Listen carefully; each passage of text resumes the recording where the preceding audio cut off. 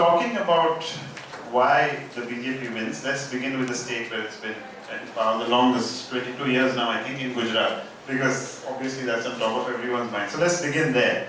Now, we are told that it's shakier than it ever has been in these 22 years, and perhaps that's exemplified by the kind of increasingly frenetic attacks we're seeing, specifically on Rahul Gandhi, and very little talk of development, as it were. And while there appears to be this widespread discontent, I believe that the BJP may win anyway. One reporter this morning put down, had just one word answer for exactly what's going on, and he said majoritarianism at the end of the day, as to why the BJP may win. Is it as simple as that? No, I think elections are complex, and I think BJP's success in Gujarat, its vulnerabilities in Gujarat also are a complex story. It is true that BJP is looking shaky this time, and this is inevitable probably because it has been in power for so long. Its social coalition is fractured. Patidars constituted a key element of their social coalition, and a section of the Patidar community, dominant community, is angry. The economic narrative is stressed. This election is coming on the back of demonetization and GST, and we know Gujarat is a state which has a high number of traders, and we are also witnessing the opposition put up a more vigorous contest, and the Congress had been dormant for a long time, but in Gujarat there has been this reinvention of Rahul Gandhi. In some ways they have stitched together a wide social coalition again of Patidar leaders like Hardik Patel, OBCs and Dalits. So it is not surprising that many people see this as a close contest, as I do. Having said that, I do agree with your sense that BJP continues to have the edge, and that edge comes from the fact that that Narendra Modi is India's Prime Minister and he's from Gujarat, and he is playing very strongly the son of the soil card, and he is going around saying that, look, I'm going to be in Delhi, and you can call up and say, Narendra bhai, we want this, and I will be there to listen to you. So I think this is an important card they have. The second is the kind of booth management that Amit Shah has done across the country now, but in Gujarat they've had this advantage of building up a robust organization over the 2 decades that they've been in power. So one, they have a network of patronage, right? Cooperatives, self-help groups, but besides that, within the party also they have really gone down to creating a structure of booth committees and going down to Panna Pramukh, which are electoral roll. There's a person in charge of every electoral roll which has 48 to 50 voters, and that person is in charge of getting as many voters out as possible. And I think this, all of this provides BJP an edge. And then of course there is majoritarianism also. I just did a story this morning on how BJP's use of Ayodhya, for instance, in the last 3 days, has not converted the skeptics or those who are angry with them, but it has motivated and energized its own base, saying that, look, this is a party that will protect Hindu interests. So, and that will protect us, and that will construct the temple. And if Muslim Congress comes, it will be Muslim rule, and Musalman Raj nahi chahiye. You know, that sentiment is definitely there. And so I think that gives BJP a strong chance. So your reference to Amit Shah is interesting because you, and your book details it in fact as to how he's spread the organization, as it were, across the country. And you say that in UP it wasn't the BJP, it was not the RSS, not by inference Yogi Adityanath, but one man that won India, at that point of time, and UP later on, and that was of course Narendra Modi. But you also explain in depth the role of Amit Shah, and in shadows the role of the RSS. So how did this dynamic play out? If there wasn't a Modi, could they, with all the organization and their shadow roles, could they have achieved the same result? No, I don't think they could have. I think they all perform different roles, but and it's very difficult to quantify what really goes into making of an electorally successful strategy. But I think Modi is really central to it.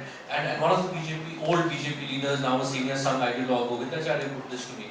And it's something that stayed with me. He said, for Narendra Modi, politics is equal to power. Power stems from elections. Elections are about images, and so politics is equal to images, signaling and messaging. So I think Narendra Modi's image is central to building up the multi-class alliance that the BJP today has. An alliance which has segments of the middle class, of the rich, but also increasingly a segment of the poor. So this, and his speeches and what his speeches and the way he's able to communicate with people evokes in them a degree of faith in his intent and integrity. So I think that's really central to the BJP success. But you need somebody to translate the image into votes. And I think that's the role that Amit Shah has successfully performed. What he has done, in my opinion, is create the most formidable organization that any national party has had in India so far. Congress was always a mass-based party, did not focus as much on cadres. The left, we've had regional variants. The left in West Bengal, Dravidian parties in Tamil Nadu have had very strong organizations. No party has had the kind of organization down to the booth level that Amit Shah has created. And I call it the Amit Shah School of Election Management, which not only has booth level mobilization as a central element, there has been a quantitative expansion of the membership base, there is ruthless ticket distribution, there is a reliance on professional agencies to frame campaign issues which would resonate with the electorate, there is a campaign blitzkrieg that begins 6 months before an election to project the inevitability of victory. You know, in an election in India, half the battle is whether you can project the inevitability of your win and create a hawa. So all of this constitutes, I think, what he's been doing. Let's just move a bit to the way you've written this book. It's a very obviously, as it should be, a dispassionate journalistic account. And I mention this because we are living in a time where there are a lot of sycophantic works around, the party in power, people in power, etc. So how have you handled criticism or opprobrium that might come your way when people realize from the topic of the book, from the line of the title of the book, which leads you to believe that you're a cheerleader as well, but when they read it and see that perhaps you're not exactly a cheerleader, and I'm sure you've been getting some criticism, how do you handle it, and has it helped that you're not Indian? The second question first. I do think it has helped that I'm not Indian. And I think I can pull, this is a very polarized moment in Indian society, and people have strong convictions and articulate those strong convictions, and we see this polarization that is in society reflect in the media also. I am very politically invested back in Nepal, where I take very strong positions and I'm deeply unpopular and disliked there. But in India, probably to compensate for that, I just put on my reporter's hat and go back to old school journalism and try to remain as objective as possible. But on the first question, it was very important to me that I remain intellectually honest as I do this book. And I do think that there are people who are so consumed by their dislike of the BJP that they are not able to understand the BJP beyond the secular communal framework and see the kind of things that the BJP has done in becoming the most formidable political party in India. I mean, BJP is in power not only at the centre but in 18 states today, and 5 years ago nobody would have given them a chance. And it is because of a lot of hard work, it is because of a lot of organizational work that they do, it is because BJP today, and I say this somewhat provocatively, it's an inclusive Hindu party, where it has been able to bring many castes which were earlier not associated with it. It is today a multi-class party, where it has gone beyond its own class base. So I think it was important for me to reflect, to show, highlight all of that. Having said that, I think where the cheerleaders are so much in awe of the BJP, or probably like that element of the BJP and don't pull back and criticize it enough, is the fact that BJP stokes hatred. BJP polarizes society in the run-up to elections. BJP makes the Hindu voter anxious, it makes the Hindu voter bitter, it makes the Hindu voter suspicious of Muslims, it makes the Hindu voter suspicious of all other parties as pandering only to Muslims, and it does this through deception, and it does this from the level of the Prime Minister to the booth level worker. And it's important to say this in as many words, because this is the way they construct that majority vote, the Hindu vote. Right? And I think both elements need to be understood properly to see the BJP today. Yeah, I'm just reminded of what happened yesterday. Yesterday, Prashant put out a tweet which essentially said that he doesn't believe that there's any such thing as love jihad. And then he wrote a lot of love notes below that comment of his, a whole lot, which I think are still coming in, etc. What does this say, in again reference to what you said just now, in evolving a picture of the BJP voter? And I'll also read one paragraph from your book. You have said, in the towns, streets and villages of UP, many who supported Modi could not or did not offer tangible reasons for their support. It was just extraordinary faith in the niyat, intentions, and the iman, integrity of a single man. What is the picture that is emerging from your research, from your experience of a BJP voter? That's an interesting question. I don't think there is a homogeneous BJP voter, and voter motivations are always very difficult to assess. There could be voters who are traditional BJP voters who would vote for the party, irrespective of who is the leader. Even in 2009, we saw BJP get 18-19% of the vote share, and I think this can be constituted as, this could probably be seen as the core vote of the BJP that stays with the party irrespective of the leader. They believe in the ideological framework of the Sun. They believe in the narrative that the majority has been victimized. They believe in the narrative that the minority has been appeased. They probably hate the Congress dynasty, and they come from urban pockets, largely Hindu upper caste pockets, right? So I think there is that one category of the core BJP voter. Then you have, I think, the incremental vote from 19%. How did it step up to 31% in 2014? Then you have the incremental vote. And that incremental vote is of voters who may not be traditionally aligned with the party, but have this deep faith in Modi, and who saw in Modi the kind of towering, strong, incorruptible national leader who would not compromise, who would not be corrupt, who would deliver quote-unquote development, and as he had done in Gujarat, supposedly, to the country. Right? So I think it is, and then you have, I think, increasing number of people who are coming to the BJP who come from classes and castes which have not been associated with the BJP. So non-dominant OBC communities, say in North India, or non-dominant Dalit communities in North India, who other parties have not been able to cater to, have also come towards the BJP because of Narendra Modi, also because of the party's effort to reach out to such people. So I don't know if that's a neat answer, but I think what I would suggest is a heterogeneous category, traditional voters, incremental voters who have come in because of the promise of Modi, which includes young, aspiration is an overused word, but young voters who are aspiring for a better life, and voters from marginalized communities who feel that the existing framework has not given them enough. Is that also a reason why the Congress now believes that they have a chance? Because, as you said, there isn't a homogeneous voter, and there are sections of society that have kind of aggregated to form this entire BJP vote bank, as it were, and that the Congress believes that it can pull away some of those right now. Is that their hope? I think so. I think BJP's vulnerabilities are twofold. The first is that sustaining the multi-class alliance that Modi has built up is very difficult. For that, you need to deliver on growth, which then translates into jobs and translates into welfare benefits. As the growth story slips, you not only see jobs not being created, but existing jobs being lost. So there is then space, and the poor are also getting affected eventually. So there is then space for an opposition party like Congress to come in and say, look, this was the promise, that has not got delivered, and come and fracture that multi-class alliance. The second, and I don't think Congress is doing this well enough because Congress has not managed caste well, is that BJP has created a multi-caste alliance. But there will be tensions within this multi-caste alliance because some castes will end up monopolizing power or getting a greater share of the power structure. And other castes will then start feeling resentful. And I think about OBCs, for instance, who have voted for BJP in large numbers across North India. If they feel that upper castes are getting benefit, they will start looking for options. Congress, unfortunately for them, is not an option because name the number of CWC leaders who are from OBC communities. Very few. Name the number of national leaders in Congress that you have from the OBC.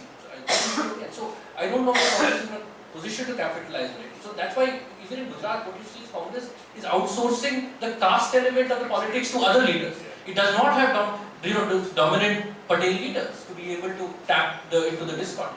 And without those Patel leaders, they would actually have been nowhere in this election, most likely. Yeah.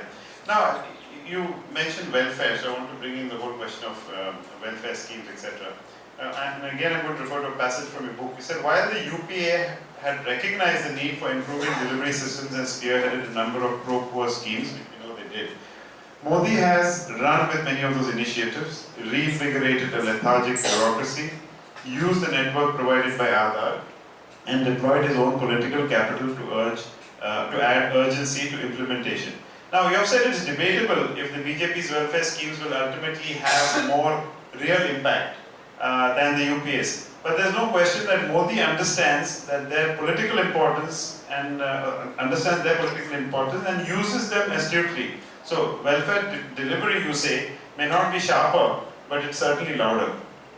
How has this whole question of welfare delivery tied into Modi's rise and continues in power? And also, very briefly, gas, toilets and bank accounts are the three things that you have identified as offering the poor dignity. You have quoted a BJP strategist in UP. Now, has Modi's method percolated into that's the second question, has Modi's method percolated into the wider BJP power structure and thought process? So on the first question, I mean, I'm not sure how much Modi was committed to this kind of welfare politics when he came in. But we know that there was a rethink that happened in 2015 in BJP. This was after Rahul Gandhi called this government a Soot Ki Sarkar. And there was a very conscious realization that, look, we cannot get it stuck in the same image trap that has crippled BJP for so long, of being seen as a party of the well-to-do, of being seen as a party of urban India and a slice of middle class India. We have to be seen as a party of the poor. And there was this conscious reinvention through rhetoric and speeches, but also through the welfare schemes that I mentioned. If you look at Ujjwala, and Shakti ji is in the audience, he's written a chapter on Ujjwala actually. If you see Ujjwala, the kind of efficient delivery of Ujjwala, the distribution of LPG cylinders that happened in UP, definitely earned them political dividends. We have seen the socio-economic caste census, which is, for the first time, the Indian state has the most detailed accounting of the Indian poor. All the elements of the socio-economic caste census, particularly caste, is not available for the public. But that socio-economic caste census allows them to identify beneficiaries. And Modi, I think, has done that. And even in 19, looking forward, I think that toilets, gas, probably housing, which is going to be a big focus over the next year, and power. These four elements are going to be key messages that he's going to push out as his achievements. If you look at what he did in the last week in Gujarat, he went around actually saying that, look, when I constructed toilets to Ambani and Adani, remember this is a guy who accused of being running an Ambani-Adani Sarkar. He says, kya Ambani Adani ko bahar jaake toilet ki zarurat padti hai? I have made toilets for you, right? So I think it's the effort to be seen as pro-poor and not to be seen in. So that's the political motivation, and this is the way in which it is getting manifested. Has it translated across the BJP ecosystem? A lot of the BJP ecosystem today is being directed from the top. It is a centralized party. We know that in state chief ministers have also focused on welfare. It's not something unique to Modi. If you look at Chhattisgarh, where Raman Singh was credited for public distribution systems and better public PDS system than many other states, including by critics at one point, by people like John Reyes. I mean, we know that BJP also realizes the importance of welfare and not just So other states you mentioned, and you also mentioned earlier about the fact that Modi delivered 2014, the BJP. Is there a BJP without Modi? We know, of course, there's Chhattisgarh, there's Madhya Pradesh, there's perhaps Maharashtra as well. So they've emerged the second rung of leaders there. But nationally, is there a BJP without Modi? So I think BJP is a party where you see a very rigorous process of internal contestation, which then leads to the emergence of a particular leader. Modi himself became a leader despite the resistance of a very large section of BJP in Delhi. Right, and he became the leader because of his electoral success in Gujarat, because of a certain image that he carried from 2002 to 2007, reinvented that image and became a Vikas Purush. He was able to come up because of the mass appeal that he had among both the BJP workers as well as the Sangh Pracharaks. I think what we are going to see over the next 5 to 7 years, and already I think what the game in BJP today is positioning oneself for post-Modi BJP. So we will again see a rigorous process of internal contestation that happens in 2024 for the next leader. And it would be too early to speculate. But if Yogi Adityanath is able to deliver 60 seats to BJP in UP in 2019, if he is able to win back UP for the BJP in 2022. In 2024, he will be a strong contender for the national leadership position. Devendra Fadnavis is another name that I would take very seriously. He is when he was picked up as CM, people thought that he's a nobody, but he has been able to deliver on electoral victories for the party, and Maharashtra is a very rich state. We know that it will also have resources. So he's another leader that I would not discount.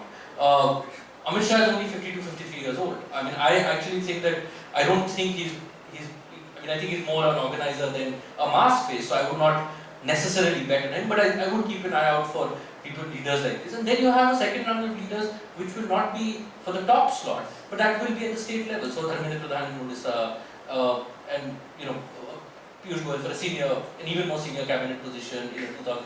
So I mean, early, but I think there is a second generation that's coming up, besides the chief minister. So it's interesting what you say about Amit Shah, because he's quite clearly the number 2 right now in the party hierarchy.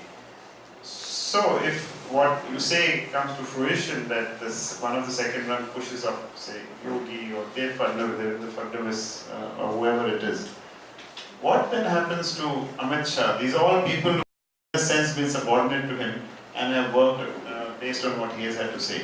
What is his future? Politics is brutal. You know, there are many people who you are subordinate to. Modi was subordinate to so many people who today function under him and are supplicants, and not even supplicants can barely open their mouths in front of Modi, right? So I mean, politics is brutal. You know, if as long as Amit Shah delivers electoral successes, he will remain, and as long as Modi remains the Prime Minister, he will remain the second most powerful person. If he delivers a string of electoral setbacks, nobody, including Modi, can protect him from the backlash that will happen from within the party. So, you know, this is as somebody from the BJP actually once told me, to be the Prime Minister from BJP, you need to be able to polarize society, and you need to be able to recite bad poetry. Amit Shah can probably do one and not the other.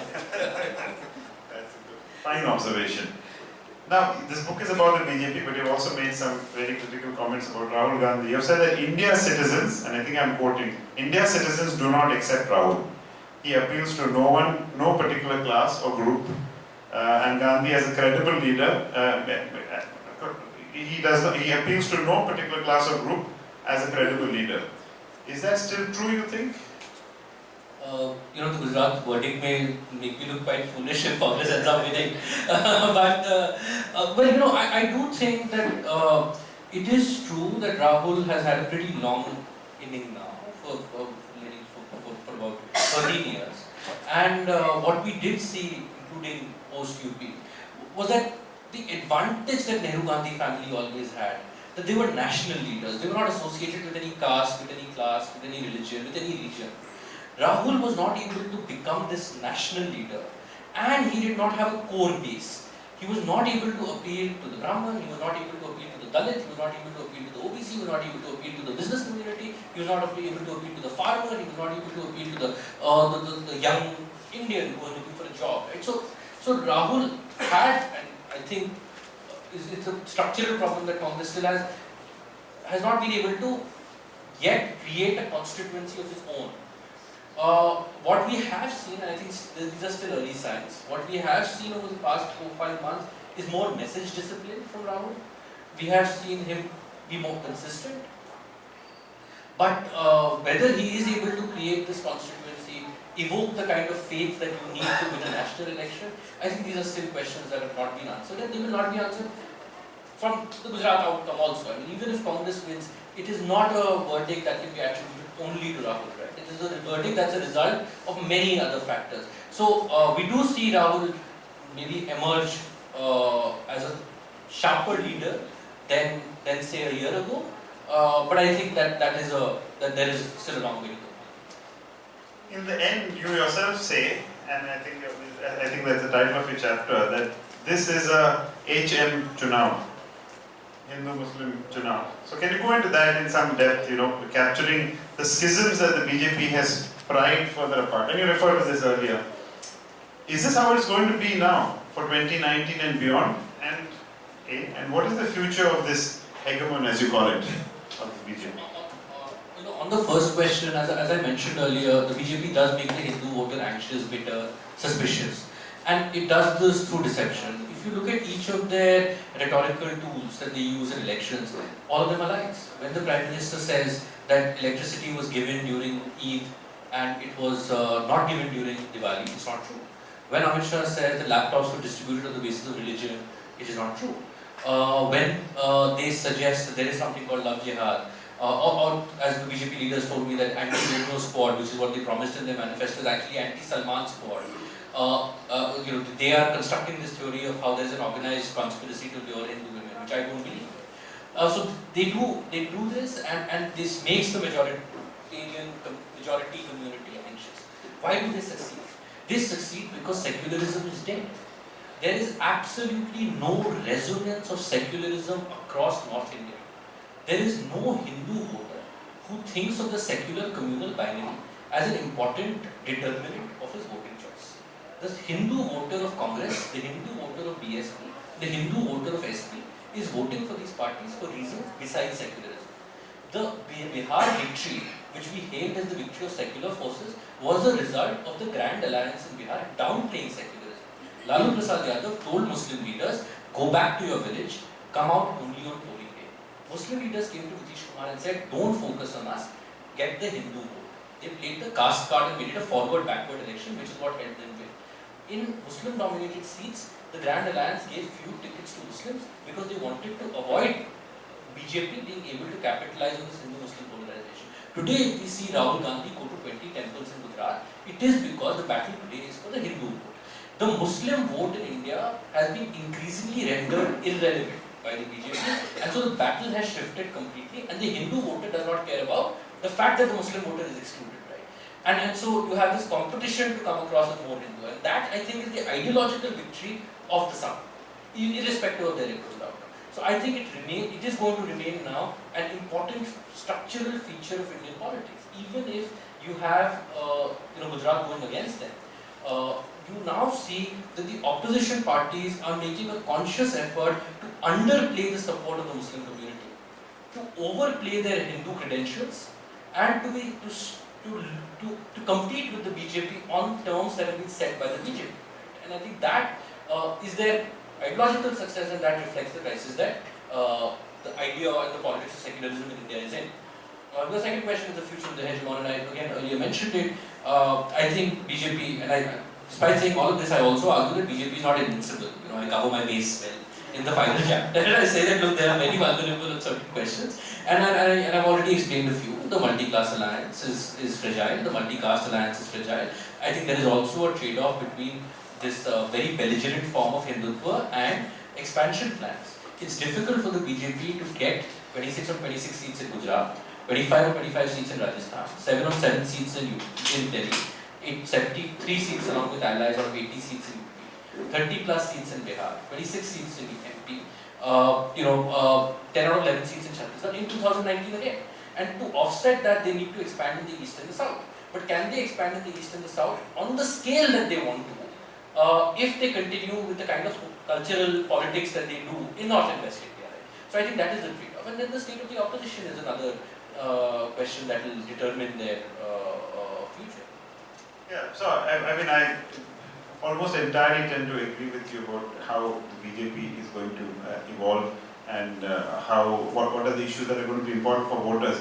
But I think there is one small, and I wanted to stop here and open it up immediately for questions, but there's just one small thing, and this is I'm biased because I live in Karnataka. And in Karnataka, what you said, the whole downplaying of anything to do with Muslims, etc., is the Congress there is actually taking a gamble because they are overtly going ahead with old-style secularism, and which even I thought politically was questionable. Recently, the whole Tipu Sultan thing. They went out of their way to have this whole Tipu Sultan Jayanti, which was really quite stupid because nobody was asking for it, but they did it, and very openly and very prominently. And they're going out on a limb there. So I think we just have to see what happens. If they actually win Karnataka, who knows, as you said, things might actually even change. I don't know if they'll still continue down this path, certainly in the south, I don't know. Just an observation. We'll open it up for questions now. Yes? It saddens me that this whole discussion is about everything other than people and development. Roti, kapda, makan is nowhere in why they win or, is it going to come back on the agenda of any of the political parties, or is this what we're going to see over the next decades? No, I mean, then I've not been very fair in my characterization of their success, because there is definitely, they have been able to capitalize on the aspirations that have been unleashed by reforms, by regimes in the past, by certain initiatives that have taken place, where today the younger citizen in India is asking for more. And they will have to deliver on that, right? So some of the welfare schemes that we talked about are pretty central to this Vikas vote. If you are able to electrify a village and electrify every household, if you are able to provide financial inclusion, if you are able to just provide toilets to women, if you are able to provide cylinders, I think it does provide them with enough talking points to create a Vikas vote. Right? But I think the big question on which this Vikas vote rests on are jobs. And that's where the government has visibly failed. And whether they would be able to replicate their political success in the future without being able to deliver on the jobs front and with this stressed economic narrative is something that will remain around. I would doubt. I would in fact say it is very central to their narrative, to their success, and they are doing a better job of implementing some of these UPA programs. And those claims may be overblown, as he has said, and we know, but the fact is they are very much talking about it too. Sir, go ahead. Prashant, how much is the BJP learning from, or is it aware of, say for example, developments in Turkey, the fate of religious parties in other parts of the world? We talked about welfare. I mean, ultimately the success of Christian democracy in Europe or in select Latin American countries, the success of Erdogan's party, I mean, which has gone by different names over the years, it has very much, at least in the initial period, was not on the secularism. I mean, that was one of the axes on which it contested, opposition parties. But the other was always welfare. It was able to project an image where it basically said we could do better on welfare. The Muslim Brotherhood, again, I mean, not an exact example, a very good example in terms of electoral politics. But is the BJP, are the BJP strategists looking back at Indian history alone, or are they also looking at the fate of religious parties elsewhere? So I don't know how. I mean, I know that there are BJP leaders who keep track of what's happening across the world. The BJP itself is a part of, I don't remember the name of the group, but it is a grouping of all the conservative parties, the major conservative parties in democracies. I'm sure they're picking experiences, but I think that their experience, their strategy is coming primarily from the specific objective conditions in India. I see the BJP really working for the interests of big business, Rani, Jindal, Ambani, and so on. And just the talk that is in favor of these mere talk that they are doing some development for the poor. That's one thing. And another thing I wanted to ask you is, Ganesh Devi in the morning was saying that fascism in itself has got the roots of its own destruction. And would you agree with that? So I am a poor reporter. I don't understand these big terms. I operate on the ground. So whether this regime can be characterized as fascist, whether there is a debate between Prakash Karat and Sitaram Yechuri on whether this is a fascist regime or not, or whether there are roots of its destruction there, is a debate that I will not get into. I mean, I can see vulnerabilities as it's a democratically elected political party. It has to fight elections. Every 6 months it is put to test. 6 months ago when we saw after UP there was such a wave that people thought BJP was invincible. Today Gujarat is looking shaky. I think there are enough checks and balances within Indian democracy, as I see it, even now, to be able to counter them. And whether despite certain tendencies that one finds disagreeable in BJP, right? But whether this regime is a fascist regime is something that I am ill-equipped to answer. On your first question also, sir, I mean, I don't follow political economy well enough to know whether they are only a government of big business, because one does pick up from big business and big business is not very happy with them. Today actually BJP's challenge is that their original constituents are most unhappy with them. BJP's original corporate constituents, the BJP's original trader constituents, BJP's original upper middle class constituents are the ones who are skeptical of what the BJP has done over the past year and a half, 2 years. And they are the ones in Gujarat, for instance, where the challenge is also coming from to a certain extent. So there may be, India has, we know that the connection between Indian state and Indian capital is very compromised. Indian capital in India has been very compromised. It has, and it's not autonomous, it is dependent on government largesse, it is dependent on licenses. Congress has also been responsible for crony capitalism. I'm sure crony capitalism continues to thrive under this regime. The extent and scale of it, whether it is particularly acute under this regime, is something that again I don't think I know well enough. I would think that it's been a trend of India's political economy which has persisted, rather than it being a new thing that we are seeing under this regime. I just want to add one quick line that what he said is absolutely correct, because nobody will say it out loud, but any CEO, anybody you talk to is completely dissatisfied with the current regime, except perhaps Ambani and I. Yes, sir. Is where does this take us all to? And my hint of an answer is you don't have to look too far, look at Goa. Okay, just a very small submission. In 1957, Kerala was the first state which trounced the Congress after independence and all that. In 1963, Goa becomes the second state. Whatever the myths created about that, it was largely due to communalism and caste. Okay, and then to cut a long story short, we've been through all the permutations and combinations: soft communalism, hard communalism. And whatever people talk about Goa being a paradise of communal amity, that's different, but the reality is something else. And now we've reached a stage where we are one step ahead of you, I would submit. So we have this combination of mix and match, like how you do with colors. So supposedly Hindu backing party taking on Catholic candidates can win, which is why the BJP out of 13 or 14 seats finds that 6 or 7 are Catholics. And to our shock and horror, they are leaders who are appointed by whichever party, both the parties are doing it, and they're mostly goons from the community who represent the community. Thank you.